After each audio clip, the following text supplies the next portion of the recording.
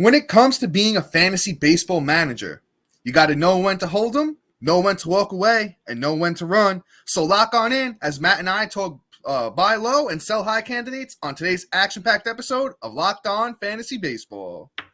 You are Locked On Fantasy Baseball, your daily fantasy baseball podcast. Part of the Locked On Podcast Network, your team every day.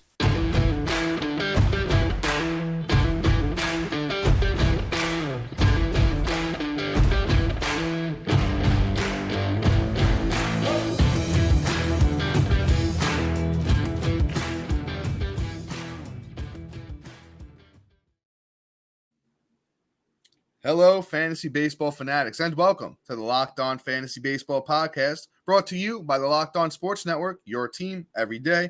As always, we're your number one source for fantasy baseball knowledge, and thank you for making us your first listen each and every day. I'm your host, Dominic Martino, here as always with my brother, my co-host, Matthew Ane. Yo, it's good.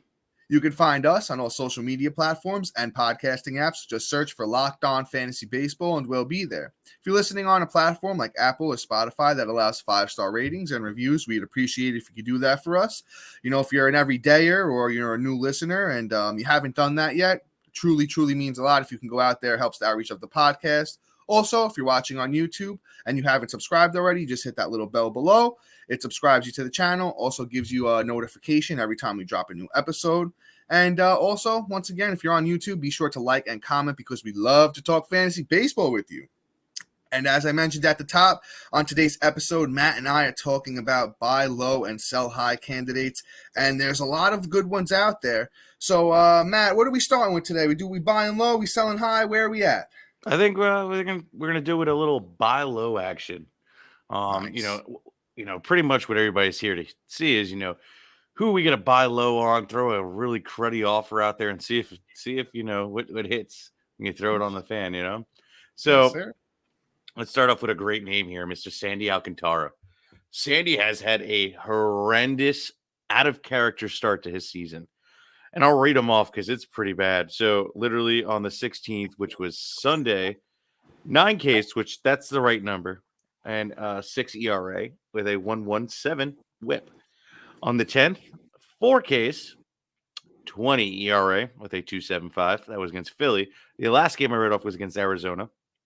Then he had a good game against Minnesota with a win, 5 Ks, no earned runs, and a .44 whip. But then season opener against the Mets, 2 Ks, 4.76 ERA, and a 1.24 whip. Now, what this tells me is since the Ks are pretty much there in that last start, and quite honestly, he is just, going in on it. I just think that he's going to bounce back. There's no way he doesn't. This is super out of character. I just feel for me that Sandy Alcantara should be a buy low target 100% because he's going to turn it around. And when he does, it's going to be absolute glory. Sandy has been a stud arm for at least the last 2 seasons and has always shined outside of that. I mean, I just love Sandy and what he can do. It's just amazing. The guy literally has a 3.20 ERA as a career average. How does he not, bounce back? It just makes no sense to me. This is just probably a slow start, probably adjusting to the pitching clock and the new rules, all the wonderful stuff that has come with the obstacles of the new rules. So Sandy is probably a product of that. I would definitely throw out a nice little offer. You could probably get him now for like a mid-tier guy that you really didn't spend too much of a draft capital with a name that's just enticing. Dom, I don't even have a name at the top of my head. Do you have a guy that you would throw out there for Sandy? Well, I'll give a little tease of somebody we're going to talk about later. Mm-hmm. If you could package, let's say, like a Justin Steele with like, a bat that's like kind of middling, somebody, let me see who we got here. Like somebody that's another bat that's outperforming. And we got a couple of good names out that we're talking about sell high on. And if you stay tuned later in the episode, we got a couple of good names and you could package some of these names together potentially to get some of the, the buy low guys we're talking about. But when it comes to Sandy Alcantara, Matt and I are on the same page. This guy, is an absolute stud. He pitched 228 innings last year, had 207 strikeouts. He had 6 complete games last year. He's already got one this year, as Matt mentioned earlier, in his one really dominant start, which was against Minnesota.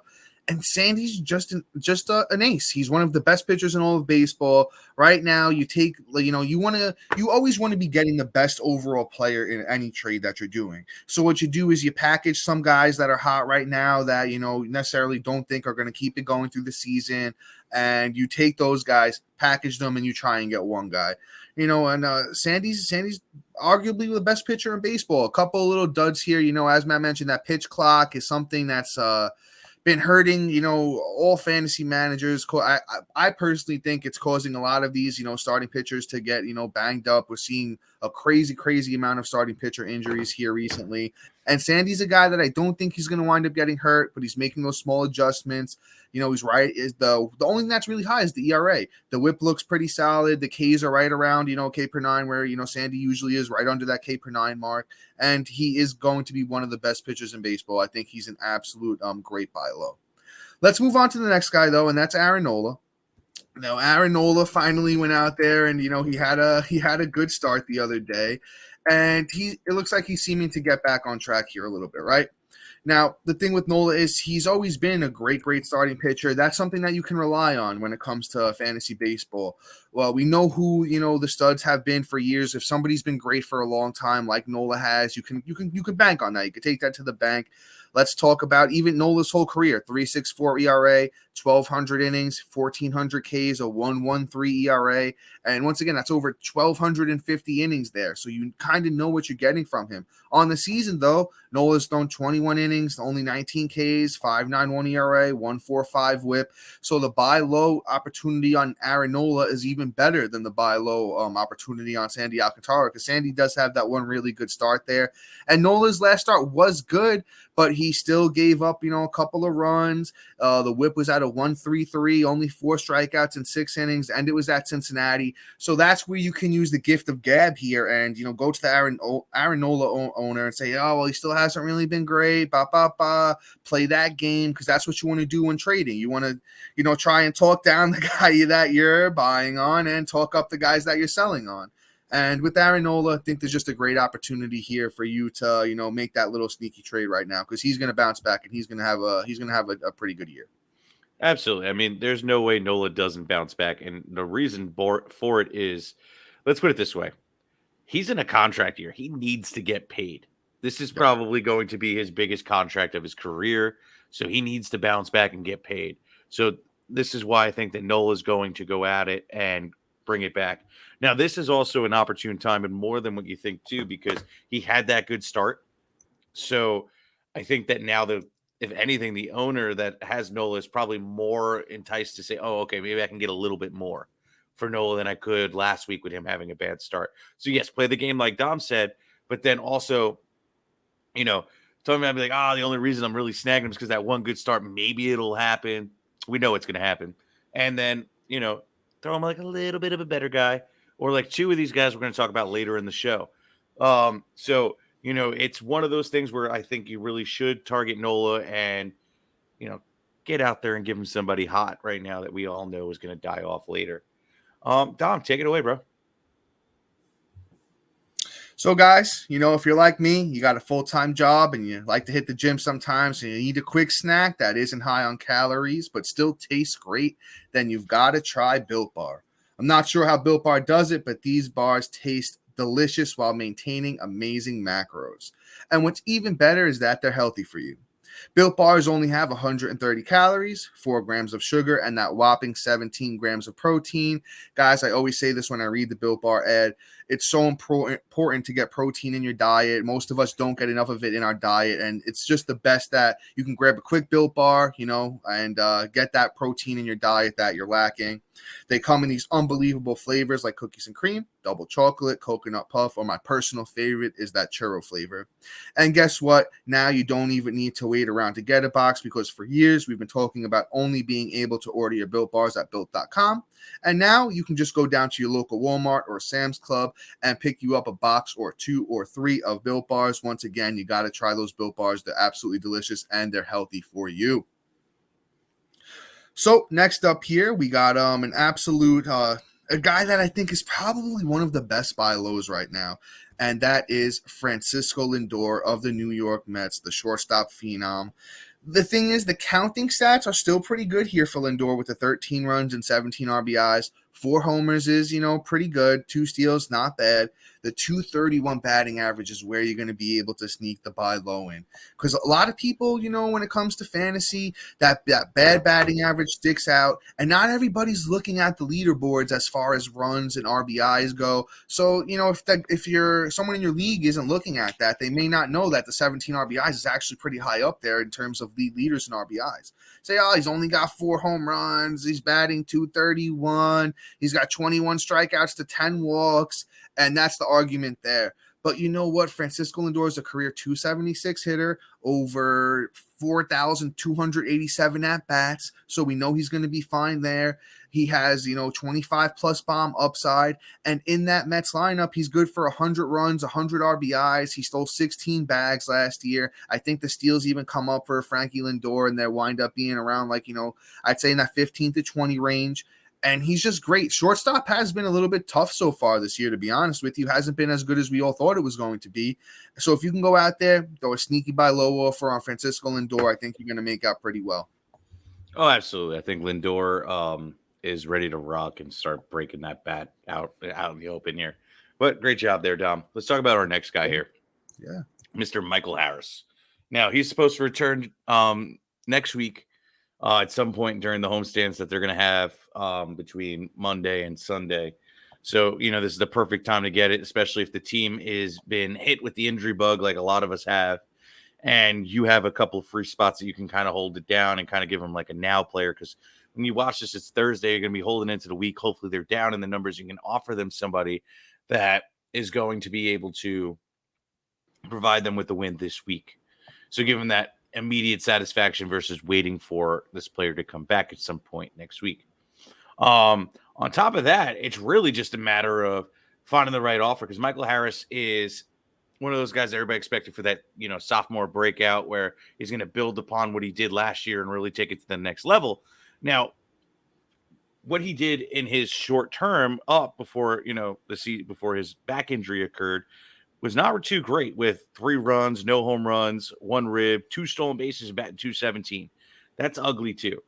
Now, here's what you do, right? You talk about how he has back injury that's probably could linger or come back or be re-aggravated. Boom, that's an argument against him, soft tissue. 2, then you talk about, look, it's probably a sophomore slump. Look at Vladdy. Look at Wander Franco. And the list continues of guys that had a sophomore flank, Jonathan India. And they come back the third season, and that's it. So if you're in a redraft league, this is an easy sell. Probably say the year for him, but I'll take the upside and I'll see this, but I'm only willing to part with so-and-so, right? So, you could probably throw out, I don't know, let me see, Anthony Santander, who's underperforming, and then mix him in with one of these guys. It's a name, a bigger name. Mix in with one of these guys that's performing high. It's a 2-for-1 deal. Get the guy that's underperforming off your team, and then throw him in with a guy that's overperforming, and slap it on their team, and let them have the upside of a guy that could probably just bounce back versus a sophomore slump, and see how you can kind of make that happen. And I think you could probably pull it off for Michael Harris, because you can really scare somebody with a sophomore slump. I don't think yeah. Yeah, Matt, I'm on par with you. Yeah, I absolutely love Michael Harris. I didn't get a lot of him because his draft price was, super high this year. But I also think that's going to come into your favor when you're looking to trade for Michael Harris right now, because the Michael Harris owner's probably panicking. They probably had to pay a high price for him. It might even be their number 1 outfielder. So once again, we have a bunch of big names that are coming up here in the sell high, portion of the episode. So stay tuned for that. And once again, use a lot of these names that we're going to bring up in the sell high portion to get these buy low guys. I don't want to spoil those names. So once again, lock on in here and stay tuned for the whole episode so you can hear those names and know who to, give up to get these guys. But let's talk about what Michael Harris did last year in case anybody forgot. 114 games for Harris, 414 at-bats, 75 runs, 27 doubles, 3 triples, 19 homers, 64 RBIs, 20 steals, and he hit 297. Michael Harris was always good in the minors. Even in 2021, Harris had 27 steals, hit 294 in 101 games and only 374 at-bats. You're talking about a guy that can go 25 bombs, 35 plus steals, hit close to 300, 280 in that range somewhere. And in that Braves lineup, the runs are going to be good. The RBIs are going to be good no matter where he's hitting. I think he could finish the season as a top 15 outfielder if he keeps it going, maybe top, at worst top 20 outfielder, but he's going to come back and he's going to hit, he's going to do his thing. His whole minor league career, he's been a great hitter. So go out there and throw some buy low offers on Michael Harris. Let's move on to the next guy here. And this is somebody Matt and I are probably not going to agree on, to be honest with you. But, it's somebody that I have a good amount of shares in, so I'm keeping the faith with them. And it's Carlos Correa. Now, the thing with Correa is, he went over to the Twins last year, first year, new team. So as Matt and I always say, it's a huge adjustment period. Don't forget these guys are human beings. When you go to a new city, you got to buy a new house. You got to move the family over there, make sure they're happy. You got to find that nice little barbecue spot to eat that's going to, keep you, happy. You got to, before that, you might be eating some crap trying to, find that nice little spot for you. So there's a lot that goes into it emotionally, and sometimes it might throw guys off. He's in his second year now with Minnesota. The team's looking a little bit better than it did last year as far as, players. And he did hit last year. Correa did hit 291 with 22 bombs. The counting stats weren't great with the 70 runs and the 64 RBIs. But don't forget, in 2021 in Houston, Correa had 104 runs. He had 34 doubles, 26 bombs, 92 RBIs, and he hit 280. So I think Correa has the chance to bounce back. He's a career 280 hitter. He's not really going to steal you any bases, but those counting stats could look a lot better than they did last year. He's only got 2 home runs on the year. He's hitting 220. Shortstop is a tough position, as I mentioned, with Frankie Lindor. Now, I'm not giving up as much as for Correa as I would for Lindor, but I'm still giving up a little bit for Correa, hoping that he bounces back, and the batting average is going to come up. We all know that. I think the bomb skis could be, 25 plus, and the counting stats could look, decent. Let's say 85 runs, maybe, 80 RBIs, and he'll still be good. So I think you go out there and you buy low on Correa. I mean, if you don't have a shortstop, I'm not objective to it. But here's the thing about just shortstop buying in general: the price has gone up even for the worst ones out there because of the fact that everybody's gone down right now. But Correa is underperforming. But at the same time, I'm not sure how much I'm willing to give up for him. I knew you weren't going to agree with me on this one. Yeah. I knew it. But I mean, I'm not opposed to going out and getting anybody at a value. So that's kind of where I'm standing on this. Like, if you want to go out there and give one of the guys that are overperforming right now in ours that we're going to talk about later in this episode, then I'm kind of okay with it. Especially with probably the second name on this list that we'll talk about, which is also a shortstop. You include him and then a little part of something else, which is a great tease for upcoming. But anyway, I feel more confident than these guys coming up of Correa lasting the full season of a long-term value versus these guys on a short-term value. So this is where, like, okay, yeah, Correa is a good buy right now for that stance. As an overall player, I don't know where his upside may be, or what his ceiling will be, or his floor.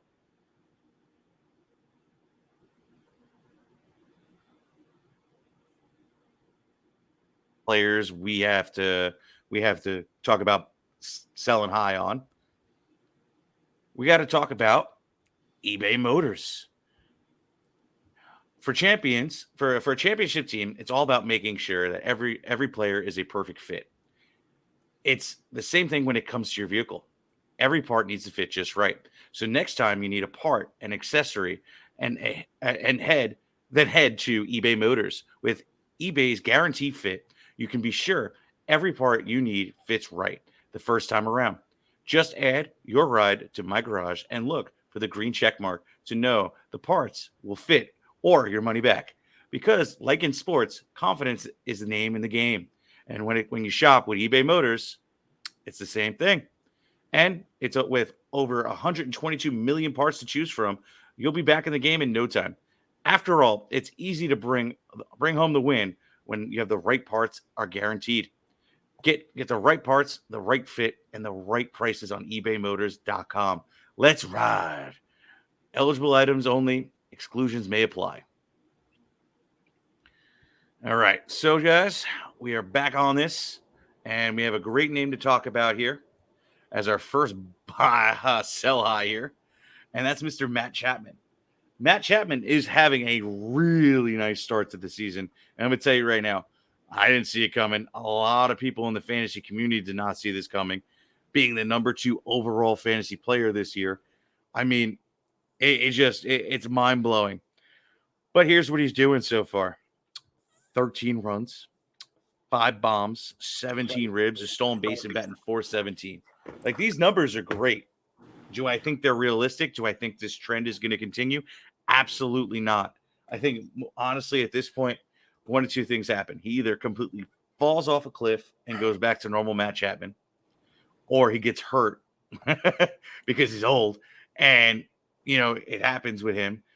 I think that you kind of dump him now while the iron is absolutely scorching, and you just say, give me some of that. So, I'm good with dumping him for, Michael Harris, Francisco Lindor, but you're going to have to add more than one piece of just besides Matt Chapman, even though he's the number 2 player in fantasy right now because of the name. You add him and a little something, and you'll be able to pull off these names, in my opinion. I've seen it happen where, people are on the fence about these players and I don't know what to do, especially this Michael Harris thing. Oh, my team is completely flopping this week. I need a win. Boom. There you go. And you might be able to make that happen. Matt Chapman, definitely sell high. Yeah, Matt, you hit the nail on the head there. I would definitely easily give up Chapman for Harris, Lindor, or Sandy Alcantara if you could pull that off. Let's talk about Matt Chapman from 2019 to last year, which was 2022. It's 1,700, almost 1,800 plate appearances, and in that time, he hit .230 with a .323 OBP and a .779 OPS. And that's just not great. It's not really getting it done. He definitely has power. And in that Blue Jays lineup, the RBIs and runs should be at least decent. But my whole thing is you could sell high right now, and that's what you need to do. The guy's hitting .415, as Matt mentioned. He has 9 doubles, 5 home runs. So you can go out there and get somebody that's going to be better the rest of the way. The thing that usually happens, and this is pretty much in any sport, but especially baseball, is the return to the norm. So as I said, Matt Chapman, career .245 hitter, to get down to that .245 again, he's going to have to struggle at some point. And you've already reaped the benefits of having him on your team for the first 3 weeks and, getting these big numbers in.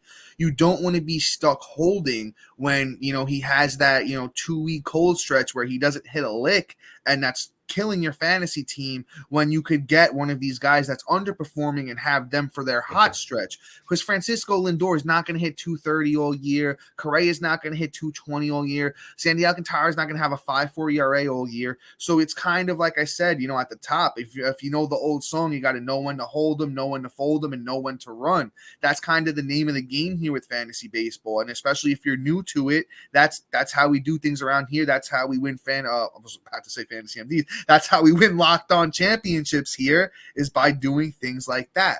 So once again, Matt Chapman, career .245 hitter. You definitely want to get rid of him before the other shoe falls off and he goes back to that norm that he normally is. Once again, there'll be a lot of power there in that bat. So if he's your power source, maybe you do hold a little bit. But if you got other power guys on your team, you want to go get a steals guy, go get Lindor. Make that move. Don't be afraid to do it. I'm telling you guys, it will pay off in the long run. But let's move on to our next sell high here, and that's Jorge Mateo. Jorge Mateo's out here having a career year. People didn't even know if he was going to really have a spot where he was going to play every day, but he's forced the Orioles' hand with this hot start. And he said, guys, keep me in that lineup. So far in the year, Jorge Mateo's played 15 games, 46 at-bats, 13 runs, 4 doubles, 3 bomb skis, 12 RBIs, 8 steals, and he's hitting 370. I will tell you this, the steals are going to be there. Jorge Mateo, no joke, might steal 40 bases this year. So the thing is, if once again, I will throw the caveat out there. If he's your steals guy, the main guy you're relying on for steals, I'd hold. But if you want to go out there and capitalize, I guarantee Francisco Lindor and Carlos Correa and Michael Harris all finished the season higher on the player rated than Jorge Mateo. The thing is, once again, in his career, over 760 at-bats, Jorge Mateo is a 234 hitter. So, in that Orioles lineup, they're playing all right, but I don't think he's going to get a lot of RBIs, and I don't think he's going to hit a lot of home runs. So, maybe you get runs and steals from him, and that's really going to be it. So I would trade him for any of those guys I just mentioned, especially if you could package him with maybe, we've got another starting pitcher coming up. If you could package Mateo with this other starting pitcher and pull off a Sandy Alcantara or an Aaron Nola deal, I would definitely do that. One last thing I do want to talk about before we move on here. I kind of want to see where Mateo has been hitting in the lineup of recently. He's actually been hitting 8th and 9th and 7th. So that's the thing. You don't even really want to, you don't want to deal with that all year because it's not going to wind up paying off and, sell high on Jorge Mateo right now. Oh, absolutely. And here's the thing, too. I'm not buying the late career breakout. There's not too many guys that seriously have a late career breakout. Like his age 27 season and his birthday is in June. So it's going to be 28 this year. We don't see that often where guys have this late breakout unless they're pitchers. Like that's when pitchers start hitting their mature age. Like usually what happens is a bat would come up when they're like 24, 23, kind of muddle their way through and somewhat perform. And then boom, they hit 25 to 30 and that's their prime season. You don't break out in your prime age. So this is all fool's gold for me. Mateo is definitely a sell high and sell high at the highest. Unless you have no steals, then you hang on to him like Dom said. But let's move on to our next guy here, and let's talk about Mr. Patrick Wisdom. This is an interesting one because, quite honestly, I really didn't see this one happening either. This is crazy. So far he has 14 runs, 8 home runs, which is wild, 13 ribs, no stolen bases, and batting .281. And this is where I can kind of back up my stats with this of where I could probably tell you this is complete fool's gold. My guy in the last 2 weeks, right, has 9 runs, 6 home runs, 8 ribbies, batting .244, right, over 2 weeks. Now, let's take a step back. Last week, out of the 2 weeks that we're reading, he had 6 last week out of the 9, so that's 3 runs. He had 5 home runs last week out of 6 home runs in 2 weeks. He had 7 ribbies out of 8 in the last 2 weeks. And he bat .320 last week. So can you imagine what his last week looked like? You were probably ready to drop him right then and there. But he's still the 18th ranked player in all of fantasy baseball right now. So he's complete fool's gold. Right now, he's just in a hot streak again. He's going to flop. He's going to go back to the norm where he is not that player that you're even coming relatively close of snuffing one of these players that we named earlier to buy low. So I think you definitely package him and somebody else to get this job done. It's also really nice that he has first, third, and outfield. So people are going to go and want to scoop up somebody like him that I can plug him in different spots, or I don't have a third baseman, or outfield is really weak this year.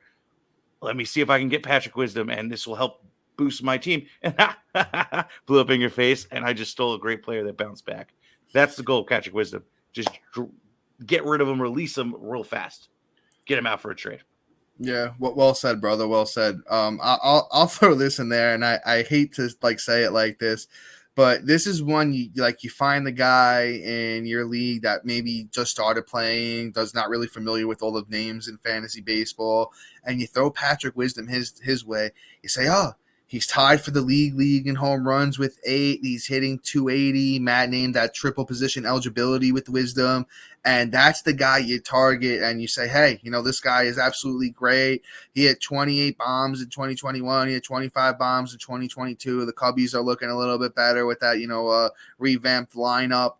And you just get rid of him. Out of all the players that we talked about, selling high on, I think Patrick Wisdom is the one I'd probably want to get the most for while it's hot. Because you know what? Maybe Matt Chapman's going to have a big home run year where the counting stats look pretty decent. Jorge Mateo could steal 40 bags. We got a couple of starting pitchers here that could, maybe keep things at least going a little bit. But Patrick Wisdom, I think, falls off the cliff. You go out there and you trade him for, one of those guys we talked about earlier in the episode, and you walk away pretty happy.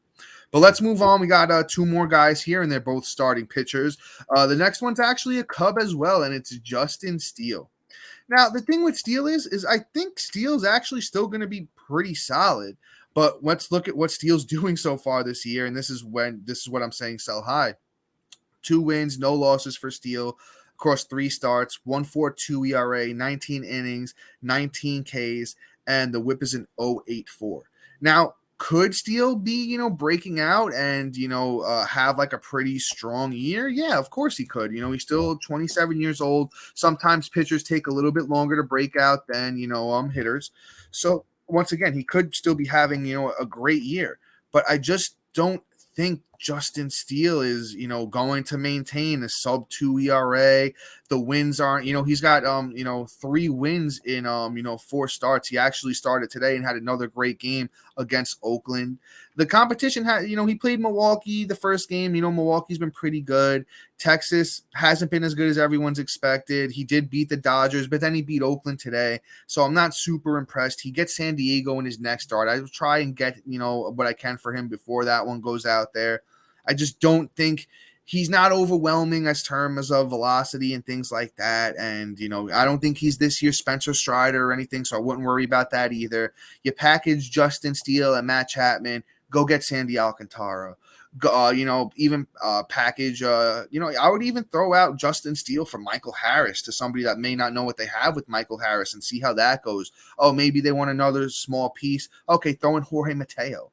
Throwing guys that are like these guys, we're giving you some names here, but, you find guys that, are similar to these guys. We're going to do a lot more buy low, sell high episodes. If you have any questions for us, always shoot us a DM. We're always there for you guys to talk fantasy baseball and let you know what our opinions are. If you have any questions on any other names like that, go out there. But I don't think Justin Steele is that guy. Once again, package him with one of these bats. Go get you Aaron Nola or, Sandy Alcantara. Yeah, I'm all about that. I mean, Steele was one of our guys. We were like, okay, I was calling him Steele last year, and he just was a good waiver wire like streaming, pitch and ditch kind of character. Right now, he's just starting off hot. I mean, it is what it is. Like, you know what? Like last year, 2021, he finished with a 4.26 ERA, and then in the minors, he had a 1.32, and then a 5.59. And then a 2.31. But again, these are all with low innings pitched. So I can't really even say, hey, what is his real ceiling, because it's a little all over the place. He has one season in the minors that he has 98 innings pitched and he has a 2.92 ERA. And then right before that, with 77 innings pitched, he had a 5 ERA. He's all over the place in terms of what his actual outcome is and who he is as a pitcher. At age 27, with only 3 years in the bigs, I'm not impressed. Let's put it this way. Last year, he finished off and he did a pretty decent job. But, hey, he only got 119 innings. I want to see what happens if he gets 150. I guarantee he flops. So this is the perfect time to just get rid of him and call it a day here with Justin Steele. And I'd rather him flop on somebody else's team or even hit on somebody else's team than me take the chance and I could sell high for a well-known talent. And that's the thing. The thing about fantasy baseball is you want to get consistency. You got to win each week and each week in and out. Not, okay, I have this long-term play. It's not, a guy like him isn't going to be dynasty gold or even a full season gold. A guy like him is just going to be in spot starts. So where you could pick up the value on like a Nola or a Harris or something like that is really where it's going to come in key for you. But all right, that's enough on him. Last guy here, and then we got to run it because we're running long today. And that's Mr. Anthony Desclefani. Okay, now. We talked about him the other day, but I feel like we need to cover him again because he is an interesting name. And here's where I'm going to give you selling points on him. I'm going to give you everything we need to know. He's having a good season, right? On the season right now, 19 innings pitched. He has a win, 16 Ks, a 1.42 ERA, and a 0.63 whip. And he's gone out there against, a struggling White Sox, a struggling Kansas City on the 9th, and then Detroit. Like, he's super inflated right now. His next start on the 21st, which will be tomorrow for everybody listening to this episode, right? Because you're going to be listening on Thursday. He's going to be pitching Friday. Trade him immediately before he goes to the Mets and he gets lit the hell up. And you kind of just see it. Now, if you want to go, and here's now your selling points for him, right? Anthony Desclefani pitches in, San Francisco. Great pitching park, right? He also had that great 2021 season where he had a 3.17 ERA, pitched 167 innings and had 152 strikeouts, and he had 13 wins that year. Okay, those are your selling points. He's done it before. Look at it here. Nola or somebody is struggling. Manoah is struggling. Let me throw this out there and see what happens and what I can reel on in for Anthony Desclefani. And with pitching getting hurt this season too, it's going to be a nice little pop on you being able to dump him. So I'm all about selling him high right now because I don't think he has long-term value either. And that's Anthony Desclefani, guys. Matt hit the nail on the head. To be honest with you, I'm not even going to add anything except to say that I agree. Get rid of him before that Mets start. But guys, that's all for today. Please be sure to like, subscribe, comment, rate, and review. Check out our website if you already haven't. And thank you for making us your first listen each and every day. That goes for our everydayers and our new listeners because we appreciate you all. And, the growth that we've had this year is tremendous, and it's thanks to you guys. So be sure to lock on in and check out our new episode tomorrow featuring some of the best waiver wire ads going into this weekend. But guys, until tomorrow, see you. Peace.